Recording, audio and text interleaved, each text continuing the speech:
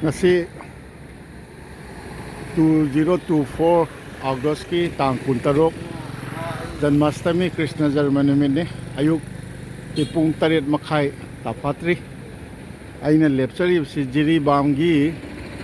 akhoi Bibom chakhiba lambi Manipur chakhiba lambi ani gi lamkhai navam saisda lepchari ni maho sadi sigi mafam si sungai pung ngalingai pung manga taruk adwai degi sungai matam bhaudi mi si ngarang tillaga khoi Imphal chatkadaba gari mayam Jiribam degi chatkadaba adegi akhoi Silchar degi lakpa Imphal yogdaba gari mayam gi miyam na jiri kaithen degi kari insang napi matam gi leina nabagi ya langmani adegi sidagi sigi mafam sidagi akhoi MST bus tharambani MST gasi mami ugidre MST da natana lanai bus singsu salambani adu leitre pungchik chikpaga chamanare asigi kenose akhoi Jiribam si ma akhoi handaki thengnariba irang sida laibak thiraba irang sida Jiribam si ma siri haina adum lowba yare akhoi mana miyam swagi miyam singda akhoi hangba matamdasu pot chaigi mamal sing sang napi makta su kari pangtangda tangba aduga asongi wangma akhoi Jiri Ghat lomdadi mi sing ngarang tin badamna tawi masisu angakpa mani swai si akhoi gari na akhoi Imphal chakadaba gari singi kari singi alagi even mi si Imphal dagi Jiri da laga thungo mi singju tholokpa agi Jiri dagi Imphal da thokadaba mi singju tholokpa tawraga tawbani ai uchage adagi seisda akhoi highway hotel laina hotel si aihakna khangjarakpadi yam kuire haitare sahi kuntra da nate da yamna akoina aizol da leijari ngai chathok chasin torok ngai dagi khangjaramni aiga ahan leigidre hojik aiga gi machanupana hotel si tauri aiga mingu kari kawi Bir Babu aiga hotel si hojik irang si da kayam khenai ga yam khenai de hana gadi yam khenai de irang khenai hoine tai matam da di sungai matam ga si di mi ngorong adum tin bane ba mapanda phamba kaidoba tawdana adu kaidone ga laibak thibai duni ne matam tamna hoi ta ne aduni tawja adu partha di yam chanari ba male maya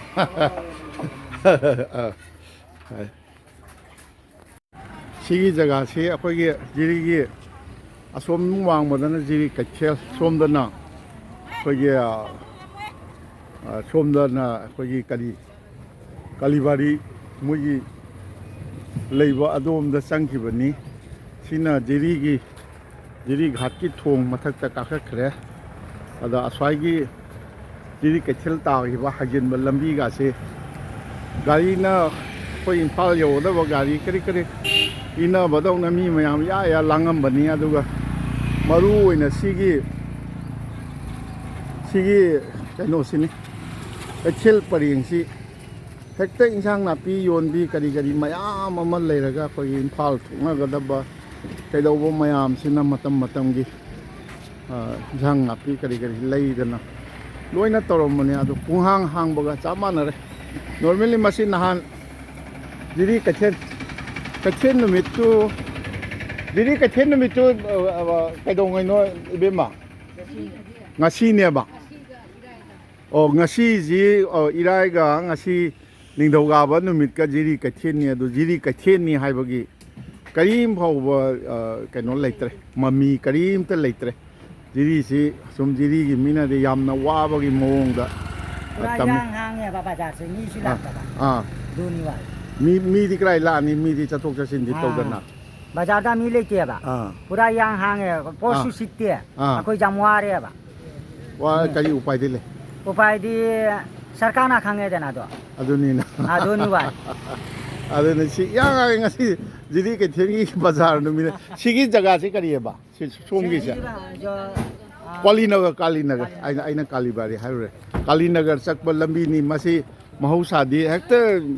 ꯉꯨꯔꯨꯡ ꯉꯪꯕ ꯖꯒꯥꯅꯤ ꯑꯃꯐꯥꯎ ꯊꯣꯛꯇꯦ ꯇꯧꯔꯤꯁꯦ ꯁꯤꯅꯤ ꯃꯅꯤꯄꯨꯔꯒꯤ ꯐꯤꯕꯝ ꯑꯗꯒꯤ ꯑꯃ ꯎꯠꯆꯒꯦ ꯁꯤꯒꯤ ꯑꯩꯈꯣꯏꯒꯤ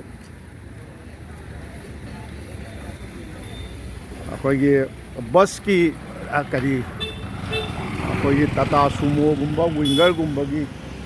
ꯀꯥꯎꯟꯇꯔ ꯂꯩꯕ ꯄꯔꯦꯡꯁꯤꯡꯅꯤ ꯑꯗ ꯃꯁꯤ ꯊꯣꯡ ꯏꯔꯣꯜ ꯂꯣꯟꯕꯗꯧꯅꯁꯨ ꯇꯧꯏ ꯑꯗ ꯖꯤꯔꯤꯕꯥꯝꯒꯤ BK ꯀꯥꯎꯟꯇꯔ ꯍꯥꯏꯅ ꯑꯃ ꯁ꯭ꯋꯥꯏꯗ ꯂꯩꯕꯅꯤ ꯃꯥꯅ ꯈ꯭ꯋꯥꯏꯗꯒꯤ ꯆꯥꯎꯕꯗꯧꯅ ꯇꯧꯕꯅꯤ ꯑꯗꯨꯁꯨ BK ꯀꯥꯎꯟꯇꯔ ꯑꯁꯤꯒꯤꯁꯤꯔꯥ ꯁꯤꯁꯨ ꯏꯍꯥꯡ ꯍꯥꯡꯕꯗꯧꯅ ꯇꯧꯔꯦ ꯍꯥ ꯁꯨꯝ BK ꯀꯥꯎꯟꯇꯔꯁꯨ ꯉꯥ ꯂꯩꯔꯒ ꯂꯩꯔꯦꯅꯦ ꯉꯁꯤꯗꯤ ꯀꯩꯝꯇ ꯀꯩꯅꯣ ꯇꯧꯗ꯭ꯔꯦ ꯀꯩꯅꯣ ꯒꯥꯔꯤꯁꯦ ꯏꯝꯐꯥꯜꯁꯤ ꯀꯌꯥꯒ ꯆꯠꯂꯤꯒꯦ ꯍꯥ 900 ꯍꯥꯏꯕ ꯅꯠꯇꯦ ꯑꯩ ꯍꯥꯏꯗꯤ ꯒꯥꯔꯤ ꯃꯁꯤꯡ ꯀꯌꯥꯝ ꯆꯠꯂꯤꯒꯦ ꯃꯔꯤ ꯃꯉꯥꯁꯦ ꯃꯌꯥꯡ ꯉꯥꯛꯇꯅꯤ ꯇꯣꯡꯉꯤꯁꯦ ꯃꯌꯥꯡ ꯍꯥꯎ ꯄꯥꯡꯒꯟ ꯃꯌꯥꯡ ꯍꯥꯎ ꯄꯥꯡꯒꯟ ꯃꯩꯇꯩ ꯃꯆꯥ ꯇꯣꯡꯕ ꯌꯥꯗ꯭ꯔꯦ ꯃꯩꯇꯩ ꯃꯆꯥꯒꯤꯗꯤ ꯂꯣꯏꯔꯦ ꯍꯥꯟꯅꯗꯤ BK ꯈꯛꯇꯗꯒꯤ ꯒꯥꯔꯤꯁꯦ ꯀꯌꯥꯝ ꯆꯠꯂꯝꯒꯦ ꯍꯥꯟꯅ ꯒꯥꯔꯤ ꯅꯣꯡꯃꯗ 10ꯗꯩ 35 ꯊꯥꯕꯅꯦ 35 ꯆꯠꯂꯝꯃꯤꯅꯦꯕ ꯁꯤꯅꯤ ꯂꯩꯔꯤꯕ ꯐꯤꯕꯝꯁꯦ ꯖꯤꯔꯤꯒꯤ ꯄꯨꯔꯥ ꯑꯗꯨꯅ ꯑꯃꯔꯣꯝ ꯆꯠꯂꯤ ꯑꯩꯈꯣꯏ ꯖꯤꯔꯤꯕꯥꯝꯗꯤ ꯌꯥꯝ ꯋꯥꯔꯦꯗ ꯍꯥꯏ ꯑꯗ ꯑꯩꯈꯣꯏꯅ ꯏꯝꯐꯥꯜꯗ ꯋꯥꯔꯤ ꯁꯤꯗꯩꯁꯤꯗ ꯂꯩꯔꯤꯕ ꯒꯥꯔꯤꯁꯤ ꯃꯔꯤ ꯃꯉꯥ ꯆꯠꯂꯦ ꯍꯥꯏꯔꯤꯁꯤ ꯁꯤꯗꯒꯤ ꯆꯠꯈꯤꯗꯣꯏꯅꯤ ꯁꯤ ꯆꯪꯈ꯭ꯔꯒ ꯑꯩꯈꯣꯏꯒꯤ ꯖꯤꯔꯤꯒꯤ ꯕꯖꯥꯔ ꯑꯗꯨꯝ ꯇꯥꯔꯦ ꯑꯗꯣ ꯁꯤꯗ ꯇꯣꯡꯉꯤꯁꯤ ꯑꯩꯈꯣꯏ ꯆꯤꯡꯒꯤ ꯏꯆꯤꯜ ꯏꯅꯥꯎꯁꯤꯡ ꯑꯗꯒꯤ ꯃꯩꯇꯩ ꯄꯥꯡꯒꯜꯁꯤꯡ ꯑꯃꯗꯤ ꯃꯄꯥꯟꯒꯤ ꯑꯩꯈꯣꯏꯒꯤ ꯃꯩꯇꯩ ꯂꯣꯟ ꯉꯥꯡꯗꯕ ꯁꯤꯡ ꯈꯛꯇꯅꯤ ꯃꯩꯇꯩ ꯃꯆꯥꯗꯤ ꯇꯣꯡꯕ ꯌꯥꯗꯦ ꯍꯥꯏꯁꯤ ꯀꯔꯝꯍꯥꯏꯅ ꯇꯧꯕꯅꯣ ꯑꯩꯈꯣꯏ ꯇꯣꯡꯉꯒ ꯆꯠꯂꯒꯗꯤ ꯂꯝꯕꯤꯗ ꯆꯤꯡꯊꯔꯒ ꯍꯥꯠꯄꯤꯒꯗꯣꯔꯤꯕ꯭ꯔꯥ ꯆꯤꯡꯊꯍꯧꯒꯗꯣꯔꯤꯕ꯭ꯔꯥ ꯍꯥꯏꯕꯁꯨ ꯉꯁꯤꯐꯥꯎꯗꯤ ꯈꯪꯗꯦ ꯀꯅꯥꯝꯇ ꯆꯠꯅꯗꯦ ꯑꯗꯣ ꯖꯤꯔꯤꯗꯒꯤ ꯏꯝꯐꯥꯜ ꯖꯤꯔꯤ ꯆꯠꯊꯣꯛ ꯆꯠꯁꯤꯟꯁꯤ ꯍꯦꯂꯤꯀꯣꯞꯇꯔ ꯅꯠꯇ꯭ꯔꯒ ꯁꯤꯜꯆꯔ ꯐꯥꯎꯗ ꯉꯁꯤ ꯉꯔꯥꯡꯗꯤ ꯁꯦꯞꯇꯦꯝꯕꯔꯒꯤ ꯇꯥꯡ 5 ꯐꯥꯎꯗꯤ ꯏꯝꯐꯥꯜ ꯁꯤꯜꯆꯔꯒꯤ ꯐ꯭ꯂꯥꯏꯠ ꯚꯔꯥꯁꯨ ꯂꯨꯄꯥ 3,000ꯀꯤ ꯑꯗꯨꯃꯥꯏꯅ ꯂꯩ ꯃꯥꯅꯦ ꯑꯗꯨꯒꯤ ꯐꯤꯕꯝꯅꯤ ꯂꯩꯔꯤꯁꯦ ꯑꯩꯈꯣꯏ ꯑꯁꯣꯝꯒꯤ ꯋꯥꯡꯃ ꯖꯤꯔꯤ ꯘꯥꯠ ꯕꯖꯥꯔꯒꯤ ꯑꯃꯨꯛ ꯑꯩ ꯎꯠꯆꯔꯛꯀꯦ ꯉꯁꯤꯒꯤꯁꯤꯗꯩꯁꯤꯗ ꯑꯗꯣ ꯖꯤꯔꯤꯒꯤ ꯑꯩꯈꯣꯏꯒꯤ ꯖꯤꯔꯤꯕꯥꯝꯒꯤꯗꯤ ꯄꯨꯔꯥ ꯁꯤꯔꯕꯒꯨꯝꯅꯤ ꯕꯤꯖꯤꯅꯦꯁ ꯃꯥꯏꯀꯩ ꯈꯨꯗꯤꯡꯃꯛꯇ ꯕꯖꯥꯔꯁꯨ ꯀꯔꯤꯁꯨ ꯉꯁꯤ ꯕꯖꯥꯔ ꯅꯨꯃꯤꯠꯇ ꯇꯧꯔꯤꯕ ꯖꯤꯔꯤ ꯀꯩꯊꯦꯜꯒꯤ ꯕꯖꯥꯔ ꯅꯨꯃꯤꯠ ꯀꯥꯏꯁꯤꯗꯤ ꯑꯌꯨꯛ ꯑꯉꯟꯕꯗꯒꯤ ꯃꯤ ꯃꯌꯥꯝ ꯌꯥ ꯇꯤꯟꯗꯅ ꯇꯧꯕꯅꯤ ꯑꯃ ꯐꯥꯎꯕ ꯂꯩꯇ꯭ꯔꯦ ꯁꯤꯅ ꯇꯥꯛꯄꯗꯤ ꯖꯤꯔꯤꯁꯤ ꯃꯥꯅ ꯕꯖꯥꯔꯗ ꯐꯦꯜ ꯑꯣꯏꯔꯛꯄꯁꯦ ꯏꯀꯅꯃꯤ ꯐꯦꯜ ꯑꯣꯏꯔꯕꯅꯤ ꯑꯗꯨꯅꯤ ꯇꯧꯔꯤꯁꯦ ꯑꯩ ꯑꯁꯣꯝ ꯋꯥꯡꯃꯒꯤ ꯑꯃꯨꯛ ꯁꯣꯝ ꯋꯥꯡꯃ ꯂꯥꯜꯂꯒ ꯑꯃꯨꯛ ꯑꯩ ꯎꯠꯆꯔꯛꯀꯦ ꯁꯤꯅ ꯖꯤꯔꯤ ꯀꯩꯊꯦꯜꯒꯤ ꯃꯅꯨꯡꯅꯤ ꯑꯩꯅ ꯃꯊꯛꯇꯒꯤ ꯑꯩꯗꯤ ꯀꯩꯊꯦꯜꯁꯤ ꯄꯨꯡꯇꯥꯛ ꯇꯥꯛꯄꯒꯨꯝꯕꯅꯤ ꯉꯁꯤ ꯕꯖꯥꯔ ꯅꯨꯃꯤꯠ ꯁꯤꯗꯩꯁꯤꯗ ꯅꯤꯡꯊꯧꯀꯥꯕ ꯅꯨꯃꯤꯠꯀ ꯏꯔꯥꯏ ꯅꯨꯃꯤꯠꯀꯗ ꯖꯤꯔꯤ ꯀꯩꯊꯦꯜ ꯅꯨꯃꯤꯠꯅꯤ ꯕꯖꯥꯔ ꯅꯨꯃꯤꯠꯅꯤ ꯁꯤꯒꯤ ꯃꯇꯝꯁꯤꯗ ꯂꯝꯕꯤꯒꯥꯁꯦ ꯊꯩꯅꯐꯝ ꯂꯩꯇꯕꯅꯤ ꯃꯍꯧꯁꯥꯗꯤ ꯑꯗꯨꯝ ꯃꯤ ꯃꯌꯥꯝꯁꯤ ꯀꯗꯥꯏꯗꯒꯤꯅꯣ ꯂꯥꯛꯇꯅ ꯇꯧꯔꯤꯁꯤ ꯌꯦꯡꯕꯤꯌꯨ ꯁꯤ ꯏꯍꯥꯡ ꯍꯥꯡꯉꯤ ꯕꯖꯥꯔ ꯅꯨꯃꯤꯠ ꯑꯗꯨꯅ ꯃꯁꯤꯃꯁꯨ ꯖꯤꯔꯤ ꯀꯩꯊꯦꯜꯁꯤꯁꯨ ꯑꯩ ꯃꯅꯨꯡ ꯆꯪꯖꯔꯝꯗ꯭ꯔꯦ ꯃꯅꯨꯡ ꯆꯪꯉꯁꯨ ꯑꯝꯍꯥꯅꯤ ꯑꯁꯣꯝꯒꯤ ꯅꯥꯀꯟꯗꯁꯨ ꯏꯍꯥꯡ ꯍꯥꯡꯉꯤ ꯑꯗꯨꯝ ꯏꯍꯥꯡ ꯍꯥꯡꯕꯒꯨꯝꯕꯅꯤ ꯁ꯭ꯋꯥꯏꯗ ꯀꯩꯊꯦꯜ ꯐꯝꯕ ꯑꯃ ꯑꯅꯤ ꯂꯩꯔꯤꯁꯤꯗꯤ ꯃꯍꯧꯁꯥ ꯃꯣꯏ ꯐꯝꯖꯕꯅꯤ ꯑꯁꯤꯗ ꯄꯣꯠ ꯐꯥꯎ ꯄꯨꯊꯣꯛꯇ꯭ꯔꯤꯁꯦ ꯁꯤꯗ ꯇꯧꯔꯤꯁꯦ ꯁ꯭ꯋꯥꯏꯒꯤ ꯂꯝꯕꯤꯒꯥꯁꯦ ꯑꯗꯨꯝ ꯖꯤꯔꯤꯗ ꯂꯥꯛꯄꯤꯔꯝꯕ ꯀꯥꯡꯕꯨꯅ ꯈꯪꯕꯤꯒꯅꯤ ꯍꯦꯛꯇ ꯀꯔꯤ ꯏꯟꯅꯗꯅ ꯏꯟꯖꯥꯡ ꯅꯥꯄꯤ ꯃꯌꯥꯡꯅꯕꯨ ꯑꯣꯏꯔꯁꯨ ꯃꯩꯇꯩꯅꯕꯨ ꯑꯣꯏꯔꯁꯨ ꯌꯣꯟꯕ ꯀꯔꯤ ꯏꯟꯅꯕ ꯃꯇꯝꯅꯤ ꯑꯗꯣ ꯍꯧꯖꯤꯛ ꯀꯔꯤꯃꯇ ꯀꯩꯅꯣ ꯇꯧꯗ꯭ರೆ ꯑꯩ ꯊꯣꯡ ꯂꯥꯟꯖꯔꯒ ꯋꯥꯡꯃꯒꯤ ꯐꯤꯕꯝ ꯌꯦꯡꯖꯒꯦ ꯁ꯭ꯋꯥꯏꯒꯥꯁꯦ ꯑꯩꯈꯣꯏꯒꯤ ILPꯒꯤ ꯃꯍꯧꯁꯥꯗꯤ ILPꯒꯤ ꯑꯗꯨꯝ ꯃꯤꯁꯤ ꯂꯥꯏꯟꯗꯒ ꯌꯥꯝ ꯁꯥꯡꯅꯒ ꯂꯦꯡꯕꯅꯤ ꯃꯥꯅ ꯀꯥꯎꯟꯇꯔ ꯑꯃꯃꯝꯗꯒꯤ ꯒꯥꯔꯤꯁꯤ 5-10 ꯆꯠꯄꯅꯤꯅ ꯏꯝꯐꯥꯜ ꯋꯥꯍꯪ ꯂꯩꯀꯥꯏꯗ ꯖꯤꯔꯤꯔꯣꯝꯗꯒꯤ ꯖꯤꯔꯤꯕꯥꯝ ꯁꯤꯜꯆꯔꯗꯒꯤ ꯂꯥꯛꯄ ꯑꯩꯈꯣꯏꯒꯤ ꯁꯨꯃꯣ ꯋꯤꯡꯒꯔꯁꯤ 40-50ꯒꯤ ꯃꯊꯛꯇ ꯈꯥꯝꯕꯅꯤ ꯑꯗꯣ ꯍꯥꯔꯠꯂꯤ 5-10 ꯈꯛ ꯖꯤꯔꯤꯗꯒꯤ ꯍꯧꯖꯤꯛ ꯆꯞ ꯆꯥꯅꯩ ꯑꯁꯣꯝ ꯋꯥꯡꯃ ꯑꯩ ꯂꯥꯟꯊꯣꯛꯆꯒꯦ ꯁꯣꯝ ꯋꯥꯡꯃ ꯖꯤꯔꯤ ꯘꯥꯠ ꯀꯩꯊꯦꯜꯅꯤ ꯁꯣꯝ ꯋꯥꯡꯃꯗꯤ ꯍꯥꯃꯨꯅꯤ ꯑꯁꯨꯝ ꯃꯣꯏ matam ayuk ngalibagi khoi thong hangadabagi wani adum mi sing arang telya kano ki di ai nahan irai numita ai jiri bamda thungjabani adu kathen numine na tawrido karisu haidi itak tak pagumna tawre ada songi sina mana loina mak jagat ki posu thangna chana ba loina mak phangbadina si loina mak kano tawre se songina adum akhoi gi irang sina manipur irang sina thoina effect tawdaba haitare nga cha yonphamda nga cha adum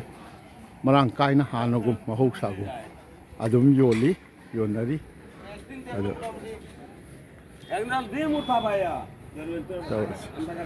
ana khoi rom ga yeng badadi hauji jiri bam ga yeng na badadi yam thina khenna bai do angak pa mawong da khenna re bazar mo oi bagi sida ayuk angan ba hauji pung telet kamini khumanga khakni tawr tar se adu sab sana ngalli bagini ado moyi kakhen nu su nataba adu waw se ida tawri sumaina akhoi asomda wang mada khoi tawba ngamdre injang na pi si mayang na yon mani adu usoi ga si yam phajan yoli ni pijo usoi बास का ये इसको क्या बोलता है उसोई जी करी है वो नदी करी है ये मम्मी क्या नाम कितना नाम चिकरी कहोगे हाँ चिकरी कहोगे